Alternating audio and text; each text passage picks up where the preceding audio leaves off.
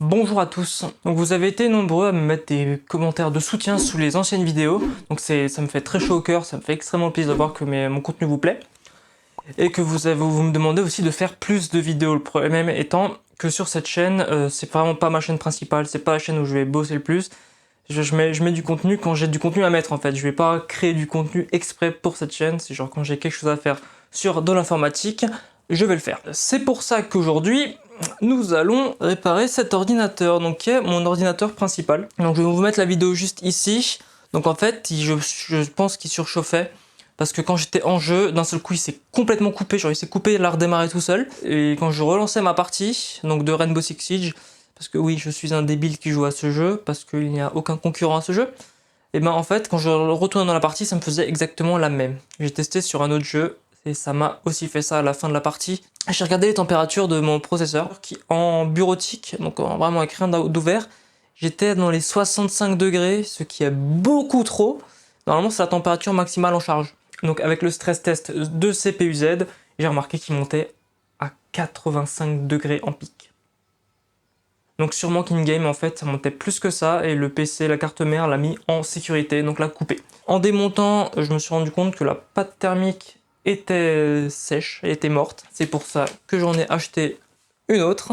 Donc voilà, on va essayer de réparer ça, voir si c'était ça le problème. Donc en gros, normalement, si votre PC s'éteint tout seul, c'est qu'il y a eu un problème de surchauffe. Surtout quand c'est quand vous faites quelque chose de très lourd, genre du jeu, un très gros montage, du stress test, tout ça. Donc si c'est quelque chose de très lourd pour le processeur, s'il coupe, c'est sûrement dû à une surchauffe.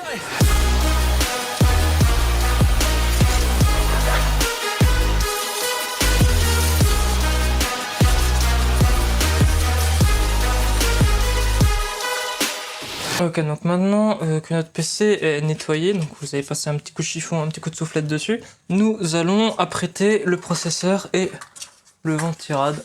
Donc c'est encore le ventirad d'origine qui fait encore son taf, peut-être que le processeur n'est pas overclocké. Je compte changer, ne vous inquiétez pas. Donc on va utiliser un petit chiffon, là pour moi une microfibre, que je vais mettre un peu d'acétone pour venir nettoyer le dessus du processeur, qu'il n'y ait vraiment plus aucune trace de pâte thermique et qu'il se fasse bien contact correctement. Donc la pâte thermique que j'avais, c'est normal qu'elle a cramé, c'était encore celle d'origine, celle qui était de base sur le ventirad AMD. Donc oui, j'ai un peu abusé, oui. Surtout bien nettoyer ici les caloducs, qui ont tendance à pas mal s'encrasser. Maintenant que ça c'est fait, on va prendre notre pâte thermique, on va l'ouvrir. Alors pour appliquer la pâte thermique, il y a plusieurs écoles. Donc il y a ceux qui mettent juste une noisette au milieu, donc au centre ici. Il y a ceux qui en mettent dans les 5 coins. Il y a ceux qui l'étalent, il y a ceux qui font une croix. Après, c'est vraiment comment vous faites vous. Hein. Moi, perso, je vais faire des points et je vais les relier. Je vais faire un peu pour optimiser, mais je vais pas m'amuser à l'étaler. Donc voilà, on ouvre. Donc c'est un peu gris métallique. Donc on n'en met vraiment pas beaucoup. Je prends une petite noisette là, petite ici. Hop. Comme ça.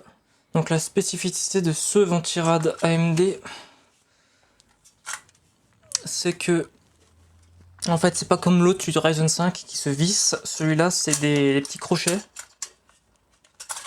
qui viennent se prendre dans les plots qu'il y a dedans. Donc je vais pas vous mentir que c'est un peu compliqué à faire, c'est un peu la merde. On va essayer de plug le premier comme ça, on va essayer de poser ça proprement. Là faut pas trop bouger pour pas foutre de la pâte thermique n'importe où. Là je pousse, là il bouge plus. Donc on va le rebrancher. Donc cette prise qui va juste au-dessus, ici, sur le CPU fan. Et ça qui vient gérer le RGB.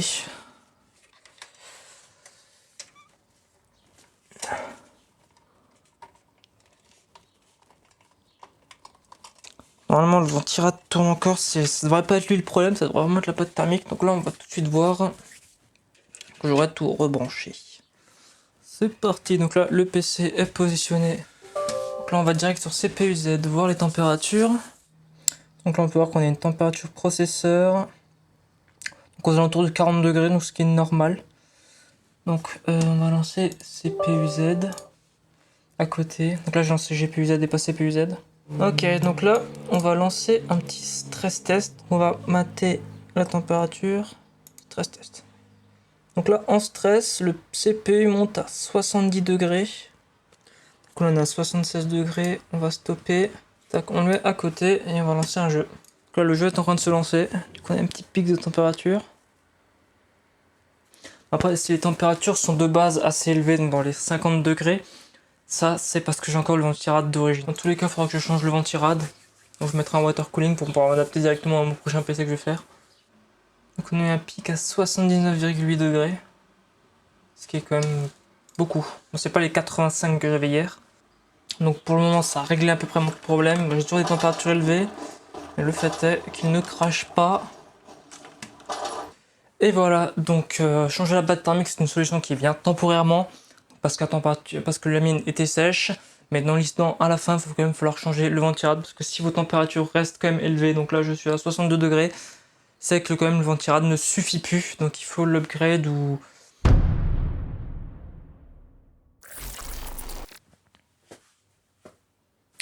Alors oui, même après avoir changé la pâte thermique, j'avais toujours des températures assez élevées. Ça me permettait de jouer, mais c'était quand même des températures assez élevées. Et quelques jours après, il m'a refait exactement le même problème. C'est-à-dire qu'en plein jeu, le PC s'est coupé. Donc nous sommes le lundi 14 juin. Quand j'ai remplacé ma pâte thermique, je vais l'acheter, j'ai fait la vidéo que vous avez vue juste avant.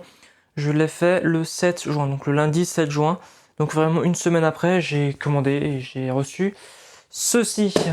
NZXT Kraken X53, donc un water cooling parce que je pense que mon ventirad d'origine ne suffit plus en fait, maintenant il se fait vieux. Il ne suffit plus pour refroidir mon processeur qui aussi se fait vieux et commence à chauffer. Donc j'ai opté pour du water cooling. Pourquoi?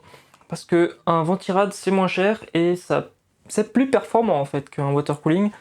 Mais de grosse mère, je compte la changer pour faire un PC flat. Donc en gros un PC qui va être ça d'épaisseur. Et du coup il me faudrait un water cooling pour pouvoir amincir tout le PC. Et j'ai opté pour le NZXT. Parce que ça me fait quelques temps qu'il me fait de l'œil, il a de bonnes perfs.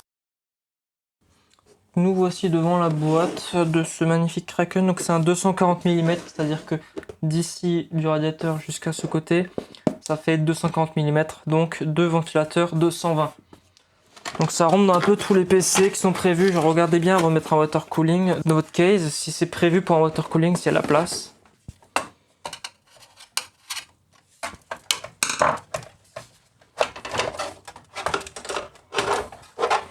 Oh la grosse bête, la taille du PC.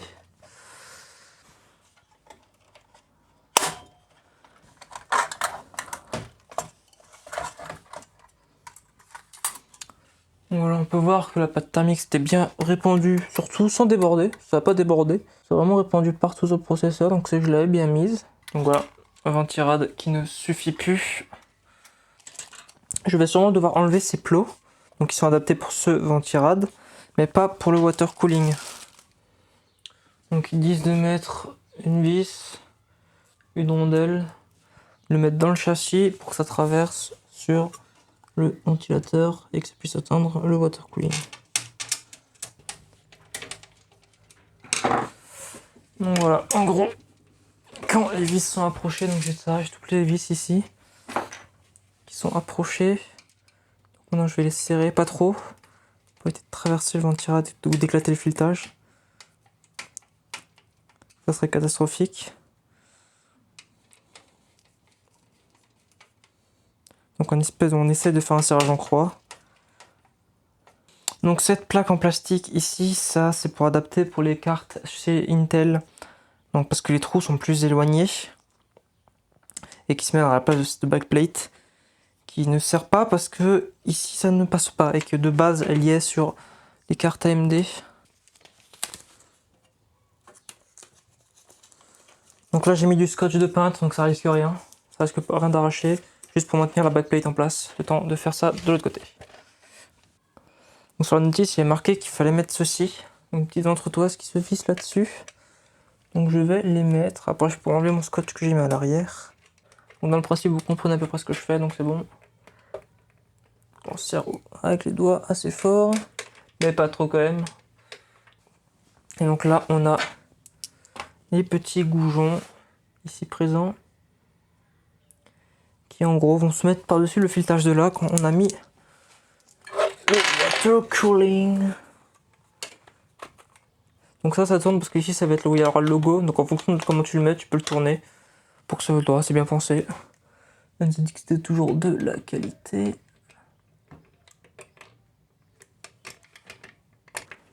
On peut tirer à la main, mais on peut aussi mettre un tournevis, c'est prévu pour.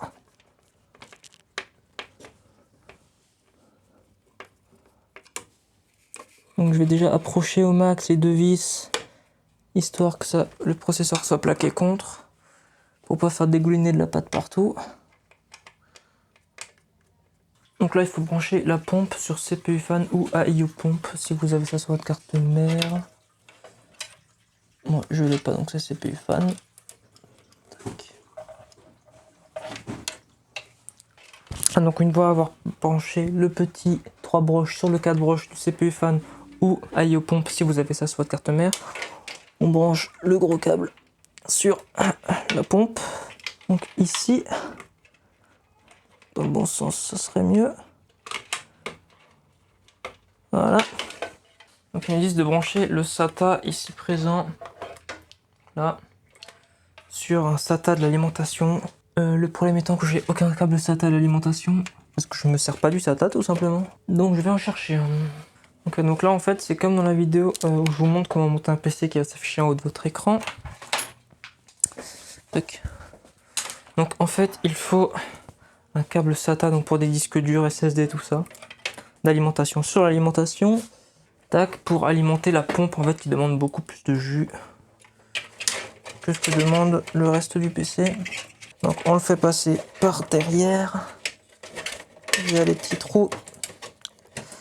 Donc du SATA là. On va également le faire passer de par au-dessus, on va le faire passer derrière. Voilà, et derrière on branche au câble SATA qu'on a fait passer. Donc maintenant, avec dans le packaging, nous avons un câble USB vers un broche. Donc le broche là, faut le mettre sur de l'USB, donc l'USB 2. Je devrais encore en avoir un, et l'autre directement sur la pompe. Donc pour le câble qui reste ici, donc ça c'est si jamais vous avez acheté le petit boîtier pour la contrôle de lumière, donc NZXT. Donc là dans mon cas je ne l'ai pas, il est optionnel. Donc je vais faire passer de l'autre côté pour le cacher. Ok, donc là on essaie de cacher tous les câbles. Donc maintenant pour brancher les ventilateurs, donc il y a un petit splitter inclus. Donc il y en a un 4 broches et l'autre c'est du 3 broches. Donc tout ça pour relier sur un fan. Donc vous pouvez le brancher comme ça simplement. Tac, donc on voit qu'il y a un détrompeur. Toujours pour pas le mettre dans le mauvais sens. Après moi le problème c'est que c'est que des 3 broches. Moi j'ai des 4 broches. Donc j'ai pas besoin forcément de la rallonge, étant donné que j'ai assez de ports fan sur mon PC. Ah non, j'ai qu'un système fan. Donc en fait non, je suis obligé de l'utiliser étant donné que je n'ai qu'un seul système fan juste là-haut. Donc juste ici on voit le petit système fan 2. Donc j'ai le système fan 1 qui est utilisé par le ventilateur intégré au boîtier. Donc sur celui-là, je vais venir me brancher. Donc toujours en passant par derrière, par les petites goulottes. Nous voilà derrière le PC. Donc c'est un petit peu le bordel. Donc tout ça, il va falloir isolanter pour bien cacher. Donc j'ai ceci sur lequel il faut que je branche mes 4 pins. Comme ceci. Tac. Parce qu'il est un peu derrière. Qui s'allume. Donc on peut entendre que les ventulés tournent. Donc ce qui fonctionne, on peut même les voir tourner. Il faut quand même pas mal de bruit.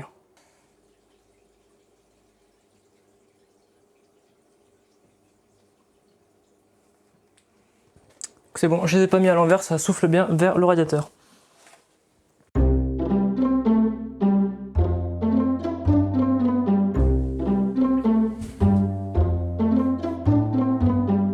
Ouais, il n'y a absolument rien qui va comme prévu.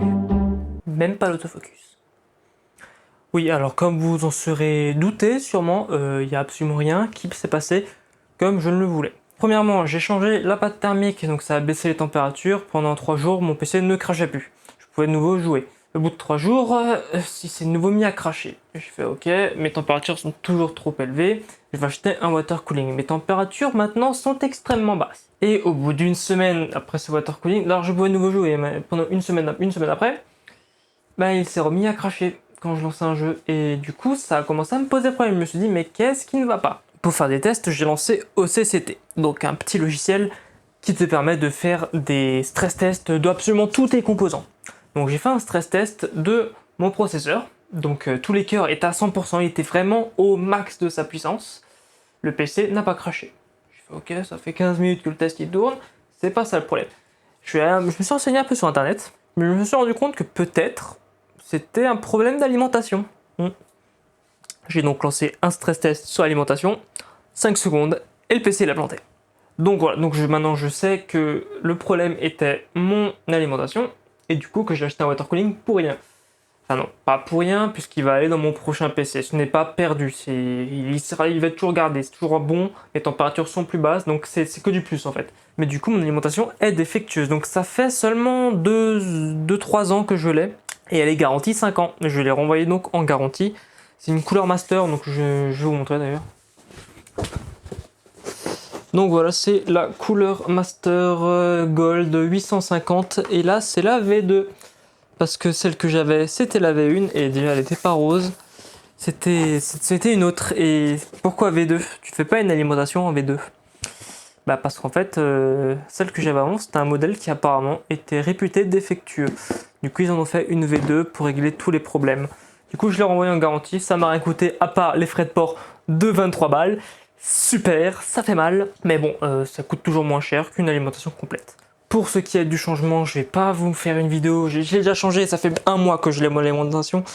Je vais pas vous montrer, genre ça sert à rien. À ce moment-là, vaut mieux que je vous ramène directement à la vidéo de montage du PC de mon cousin où je vous montre comment mettre l'alimentation. C'est la même chose, globalement. Et voilà. Donc, mon problème c'était ça. Donc, si votre PC crash quand à pleine charge, utilisez OCCT. Vous pouvez tester composant par composant pour voir c'est lequel le problème. Si quand vous faites un stress test d'alimentation, elle plante direct, c'est que c'est le problème. Donc oui, j'ai mis extrêmement longtemps à finir cette vidéo. Donc la vidéo doit faire au moins 2 mois, tu sais. Ça fait 2 mois que ça tourne. Parce qu'actuellement, nous sommes le 21 juillet. Donc je suis plutôt lent, parce qu'en fait, il fallait juste que je tourne cette outro. Oui. Donc voilà, petite vidéo. Donc vous avez vu comment changer de la pâte thermique, comment pour mettre et enlever un ventilateur AMD, enfin un ventirad AMD. Vous avez vu la pose d'un water cooling et vous savez à peu près les problèmes que ça peut causer. Cette vidéo était un peu bordélique, hein. Je vais pas vous mentir que juste avec la pâte thermique je pensais régler le problème. Puis après avec le water cooling je pensais aussi régler le problème. Donc voilà, donc j'espère que cette petite vidéo vous aura plu. Elle n'a pas été vraiment utile, mais c'est toujours bien de voir ça. Donc pour savoir un peu, ne changez pas tout de suite vos composants, faites d'abord des tests, faites pas comme moi et dites ah c'est ça, c'est un problème de surchauffe. En même temps mon processeur était à une température assez élevée. Et bizarrement, le PC il se coupait quand il était en pleine charge, donc à la température la plus élevée. Moi j'ai vite fait le lien avec une surchauffe qui cause exactement les mêmes symptômes, un redémarrage. Mais c'était pas ça. Donc voilà.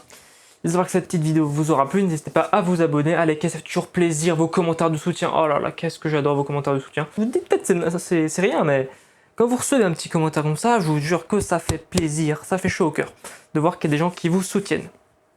Donc voilà, bientôt les 100 abonnés. Donc peut-être que au moment où cette vidéo sortira, il sera déjà 100 abonnés, mais voilà. Je pensais vraiment pas atteindre ce niveau avec cette chaîne, sachant que je poste une vidéo tous les 6 mois. Mais voilà, c'est pas grave, je vous aime quand même, des bisous et à la prochaine. Ciao.